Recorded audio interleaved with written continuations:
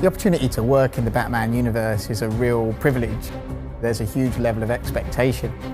You want to create something that stands up with all of this other great fiction and Batman lore that's been told over the years. It was such a great concept of Batman being victimized by all the characters. The potential for conflict was limitless. You will die. I think the stakes are much higher here. Joker has a lot less to lose. He was sick in the head before, but now his body is sick as well. I've just had a horrible thought. We could both actually die here tonight. The whole series is kind of like living in this crazy, dark world where you don't really know who's really a good guy anyway. You must show you are willing to take a life. It's got a really fantastic, gritty flavor to it. This game is totally badass. Writing a story for a game is completely different, I think, to writing a story for a film.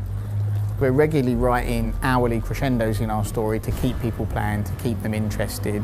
And then obviously the long-term story arc, you know, Batman's poisoned, what's going to happen, he's dying, Joker's dying, where's this going? If you wanted to be cured so badly, you only had to ask. The great thing about Batman's Rogues Gallery is that everyone's a bit different, everyone's out for their own end, and all those things they're trying to achieve are slightly different. Bring out the defenders!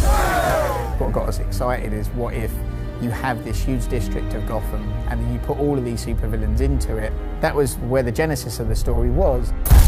You will regret what you did, Mr. Cobblepot. To tell a classic complex Batman story in this huge open world we created is obviously a bit of a problem because, you know, we never know where the player's going to go. One of our solutions was to develop the surveillance system so that at any point you can listen into conversations that are happening live around you. There are lots of these kind of story elements that we are constantly drip feeding you throughout the game. They're all talking about events that you have witnessed or seen or been part of. What the hell happened? Don't know. Gas leak? In a church rooftop? A gas leak? No way. We'll write a ton of stories around the main story because we want to make sure that everything's consistent. So we go in and we'll write a story about Penguin. How did he get there? What was he doing before he came to Arkham City? Where does he go after Arkham City? And we'll do that for every character.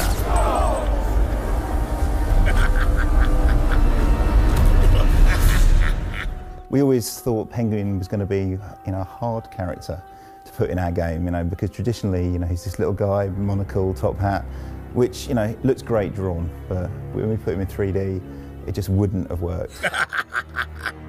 Our very first conversation on Penguin was, you know, we should make him this kind of Cockney gangster. And then I think I joked we should shove a bottle in his eye for the monocle. And I don't know if it was Jim or someone from DC, it straight away went, that's awesome, let's do that. And you know, it's that kind of relationship that really helps us take these characters and push them to new places. Are you gonna be a good boy and give up nicely? You're not giving orders here anymore, Cobblepot. Anyone who's finished Arkham City will know that, you know, it doesn't end well for Harley Quinn, and you know, she's now got a bit of an axe to grind with Batman. Surprise, B-Man! With the DLC, it's enabling us to tell the story of Harley Quinn's revenge that follows shortly after the events of Arkham City. The player actually switches roles between Batman and Robin, and the two kind of working cooperatively. You're late, Batman. Late, late, late. We spent so long working on the mechanics, working on how to tell stories, building the characters, you know, building this playground. We could almost be more ambitious and create a storyline that ties up loose ends and really makes sense in our universe.